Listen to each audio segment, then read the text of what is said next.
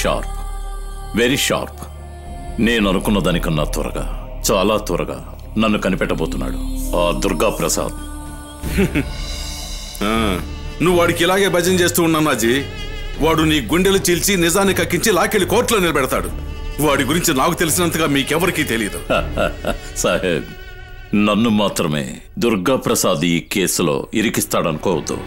You are there with me in everything.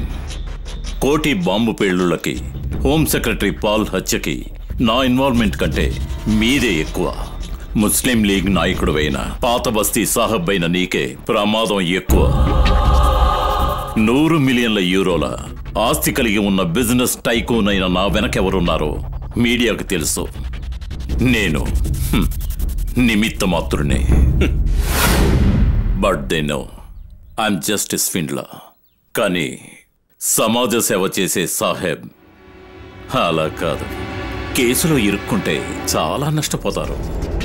2 సంవత్సరాల తర్వాత రాబోయే మంత్రి పదవి గోవింద. బెదిరించాలని చూడకన్నాజీ. ఇంతకంటే పెద్ద ఆఫీసర్స్ వచ్చినా కూడా నా తల్లో వెంట్రుక ముక్క కూడా పేకలేకపోయారా నాజీ. ఐజీ దుర్గా ప్రసాద్ వాణ్ణి వెతకని, వెతికి వెతికి అలిసిపోయి వాణ్ణి నా ఇంటి దాకా రాని. నా కోసం నేరం తమ నెత్తి మీద వేసుకుని జైల్లోకి వెళ్ళడానికి చాలా మందిని రెడీ చేసి ఉంచాను నేను. నాతో పెట్టుకుంటాడా? మీరనుకున్నంత సులభం కాదు సార్ అది. హైదరాబాద్ లో జరిగిన చాలా పెద్ద మిలిటెంట్ ఆపరేషన్ లో మనం అంతా ఇన్వాల్వ్ అయి ఉన్నాం. It's a do or die game. Wrong. We do, others die. Yashif Shah ఎక్కడున్నాడు? That's taken care of. వాడెక్కడున్నాడనేది నాకు మాత్రమే తెలిసిన రహస్యం. ఆ రహస్యం అలాగే ఉంచుకో. ఆ కరుడు కట్టిన తీవ్రవాదిని ఎంత ఖర్చైనా సరే నేను కాపాడేది నాకు జేహాదీ మీద ఉన్న ప్రేమతో మాత్రమే కాదు. నువ్వే చెప్పావు కదా 2 ఏళ్ల తర్వాత మళ్ళీ నాకు మంత్రి పదవి వస్తుందని. ఆ మంత్రి పదవి నాకు దక్కాలంటే 2 మార్గాలున్నాయి: మత ఘర్షణలు, డబ్బు. అందుకే అన్నాజీ నీతో నేను చేతులు కలిపింది. Done. Terrorism is a great business deal. Saheb కావాల్సింది సాహెబ్ కి, కమిషనర్ కి కావాల్సింది కమిషనర్ కి. నీకు కావాల్సింది ప్రపంచ శాంతి. Mujeeb,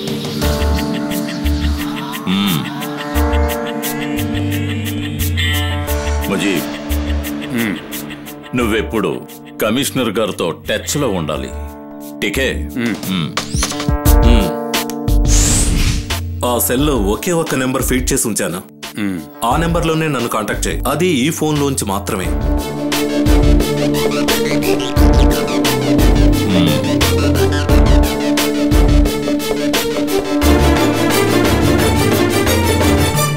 so that is confirm. Paul Joseph అన్నాజీలు మంచి మిత్రులన్నమాట. We have concrete proof. ఇది కొంచెం కూడా టాలీ కావడం లేదు సార్. మచ్చలేని పాల్ జోసెఫ్ కి, నేర చరిత్ర కలిగిన అన్నాజీకి సంబంధం ఏంటి? మాఫియా నుంచి తీవ్రవాదుల వరకు కనెక్షన్స్ ఉన్న ఒక హై ప్రొఫైల్ క్రిమినల్ అతను. పాల్ జోసెఫ్ కి మనకెవరికీ తెలియని మరో ముఖం ఉందన్న విషయం కన్ఫర్మ్ అయింది. ప్రతి ఆదివారం సిద్దిపేటకి దగ్గరగా ఉన్న అన్నాజీ గెస్ట్ హౌస్ లో వాళ్ళు కలుసుకునేవారు. వాళ్లతో పాటు కమిషనర్ విజయభాస్కర్ కూడా. యా, అన్నాజీ రత్నగిరిలో కొత్తగా కొన్న 3000 ఎకరాల మామిడి తోటని పాల్ జోసెఫ్ కి, కమిషనర్ కి అన్నాజీ గిఫ్ట్ గా ఇచ్చాడన్న విషయం కన్ఫర్మ్ అయింది. సార్, పాల్ జోసెఫ్ గారి ఫోన్ కాల్ లిస్ట్, నేను హైలైట్స్ చేసిన ఫోన్ కాల్స్ చూడండి. Interesting, very interesting. So let's zero in on Raja Annaji. ఆ అన్నాజీకి ప్రతిపక్షంలోనూ పాలకపక్షంలోనూ మంచి పలుకుబడి ఉంది. అంతేకాకుండా ఒక టీవీ ఛానల్ కూడా అతని చేతిలో ఉంది. మంచి వెయిట్ పార్టీ. అదే కదా అతని ధైర్యం. అతని ఇంటర్వ్యూ కోసం కాదు మనం అక్కడికి వెళ్లేది. ఒక దెబ్బతో మట్టి కరిపించడానికి వెళ్తున్నాం. వాడి మక్కలు ఎరగదీసి గుమ్మానికి వేలాడదీయటానికి. దుర్గా ప్రసాద్ ఏ టైంలోనైనా ఇక్కడికి రావచ్చు.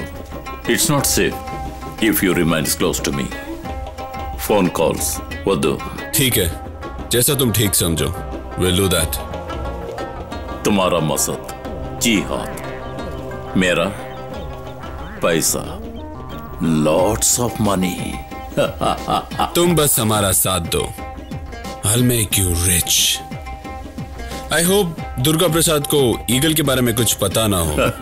No way. అతని ప్రతి మూమెంట్ నాకు తెలుస్తూ ఉంటుంది.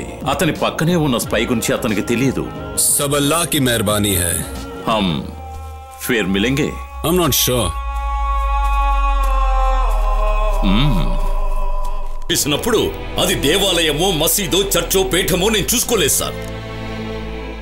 మళ్ళీ ఎవరైనా ఏదైనా చెయ్యరాని తప్పు చేసి పూజాస్థలంలో కనుక దాక్కుంటే అది మసీదు కావచ్చు లేక దేవాలయం కావచ్చు. తలుపులు బద్దలు కొట్టి భగవంతుణ్ణి మనసులోనే